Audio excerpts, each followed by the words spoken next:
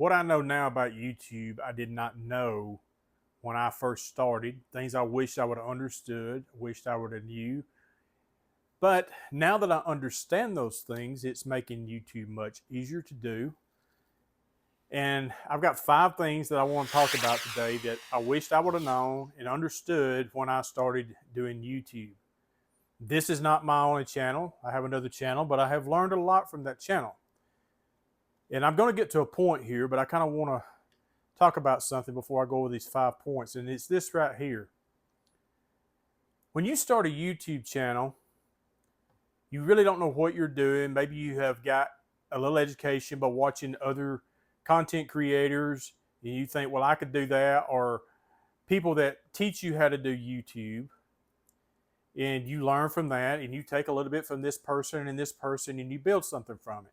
And then you may just be a natural about talking and doing things or whatever that you do to be able to make a video about it. But here's the thing.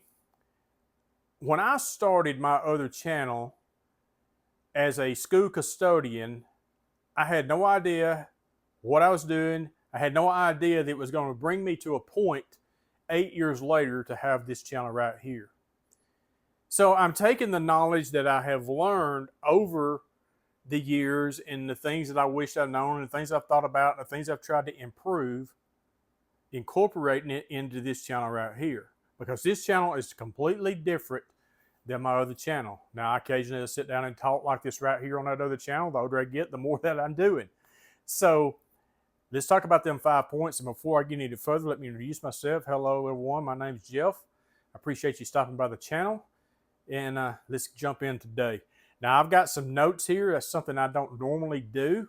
I usually fly off the cuff of shooting videos, but that's easier for me to do on my other channel than it is this one, because I'm trying to make this channel a little bit more, structured and different things. And there are going to be times I'm just going to fly off the cuff. But when I'm trying to make some points, if I don't write them down, I'll forget them. Important thing. If you think of something that you might would want to make a video on, make sure you write it down, because you think, yeah, I remember that. You may not. So point number 1 is what you know now may bring your next video. Is if you're one step ahead of someone else in your videos and their knowledge of what they know, okay, you can make a video and they learn from you. All right. That's what I've done throughout my time on YouTube, is I've learned from other content creators, and I've took some of that and I've applied it, and now I'm making videos as well about making YouTube videos and sharing life stories and different things. But here's another thing. Point number 2 is, what are you willing to stick with for a long period of time? This is where I had to kind of decide whether I was going to change what I was doing in my other channel, because getting your channel monetized is hard to do in most cases. At least it has been for me. It took me a long time to get my other channel monetized. It's taken a long time to get this channel off the ground and trying to get it going. So in saying that, is this right here, is I had to decide, okay, am I going to change this whole channel and go with a whole different direction and let my viewers know I'm going to do that because I'm already monetized, or am I just going to start another channel? Well, I decided just to start another channel and not do that to the people that had subscribed to that channel, because they came to that channel for that kind of content, and I was going to stay loyal to them in that. Now, if I ever decide to move on from that channel or whatever it may be, I will let them know what's going on, that say, hey, I just not into this point with what I'm doing here on this channel anymore. And if you'd like to continue to follow me and what I'm doing on my next adventure, what I've got going on now, here is a link to my other YouTube channel. You say, well, why don't you go ahead and tell them about that? Because I'm not ready to yet. I will share more about that in a later video, about letting people know about your YouTube channel. So I'm not going to go there today. Number 3 is listen to your audience. Okay, building a community in YouTube, when people comment on your channel, on a video or something, go back and comment back to them. Now, if it's some knucklehead out there that is just bashing your channel, bashing you, bashing the way you do things, I'm not going to pay that any attention. I'm not going to listen to the naysayers. Now, if it's corrective criticism in things and I think about that, hey, I'll take corrective criticism. Absolutely. But most people, when they watch your content or something, they may say, hey, what you said spoke to me. What you said got me to thinking. What you said got me to go and got me motivated. Or they may say, hey, I feel the exact same way, or I'm struggling with the exact same thing. Well, I sympathize with those people and I relate to those people. I try to stay relatable to them, and I will, talk to them and contact with them. And I haven't done it on this channel yet, but on my other channel, in my descriptions, I'll leave, my email address in there. I have a whole separate email address that just emails from my YouTube channel goes to that email address. And I'll have someone to, send me an email. I have a Facebook page on my other channel as well. And occasionally I've had people send me a message and want to talk to me. Well, that had got a little bit more than I wanted to handle, so I don't do that anymore. And I have not got into coaching or anything like that. I don't even know if I want to do that.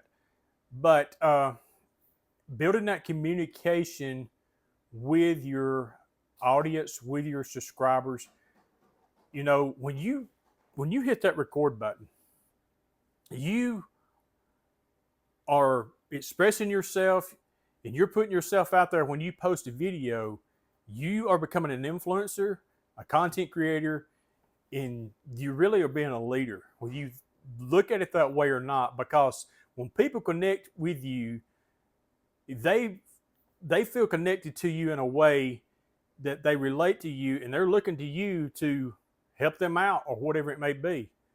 They just connect with you.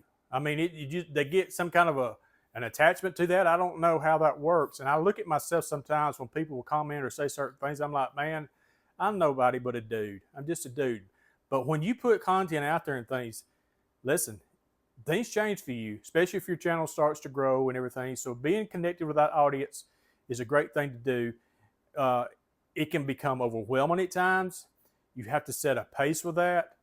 And so, yeah, that's something that is just really important to stay connected with your audience. Let's see. I've already done number 4, respond to comments. I'm actually going to do 6 things. I'm going to say the best one for last, okay? The best one for last. But, well, maybe I won't. Let's move on. No, I will. I'm going to do it. Okay, trying to be perfect in your videos. You cannot be perfect in your videos. You see how I just flubbed up with what I was saying, because I had a thought come to me when I looked at my notes. I thought I meant to write this down, but I didn't, but I'm going to go ahead and say it right here. So you don't have to be perfect. Leave your mistakes in some of your videos. I don't do a whole lot of editing on my videos. Now, my other channel is a DIY channel. I have to do a whole lot of editing and clip cuts and different things in that. But a video like this, I try to keep it as real and authentic as possible.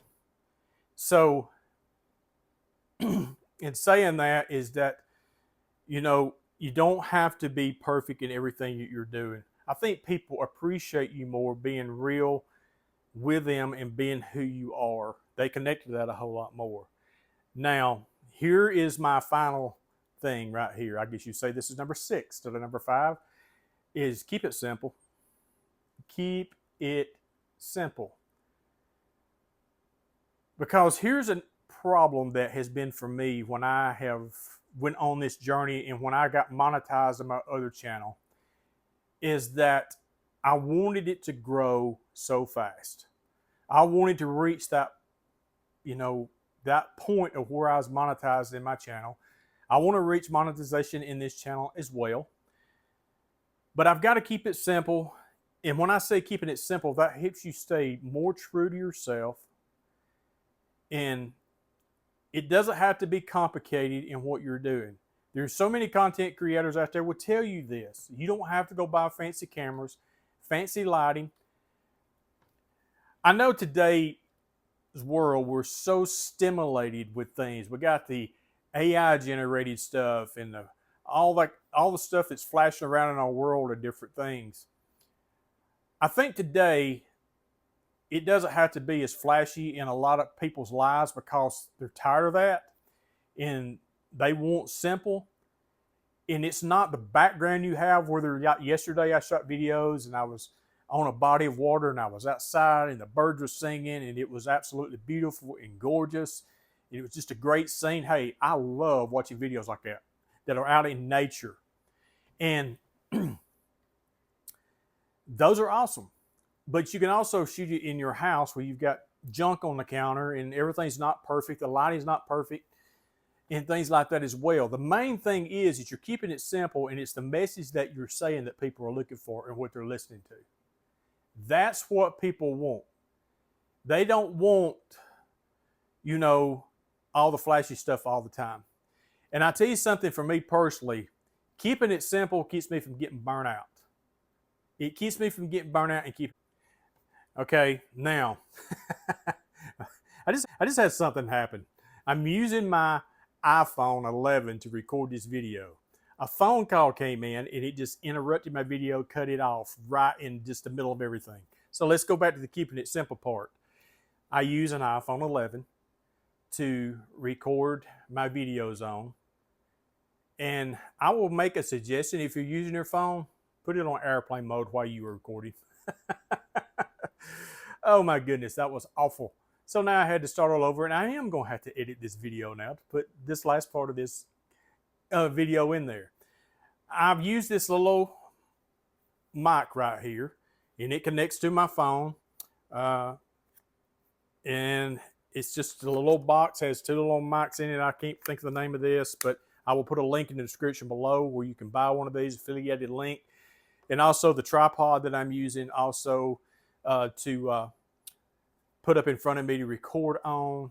And I love this little clicker right here, but you're going to see in a minute, maybe it will click off when I mash the button to end this video, but I can simply start and stop this video with this little clicker right here, unless you get a phone call in the middle of your video and messes everything up for you. But those are some points that I just wanted to share with you that might help you in your YouTube journey. If you're new to this, if you've been struggling for a long time and you don't know where to start, maybe you have went out there and done some research and it just seems to be really too complicated, and you're like, I want to give up. I don't know if I can do this. Do not give up. If it really is a passion for you and something you want to do, you do have something to share. Like I say, what you know now could be your next video. Hey, y'all have a great day. Go out there and do something great for someone today if you have the opportunity. And I will see you in the next video. Let's try it.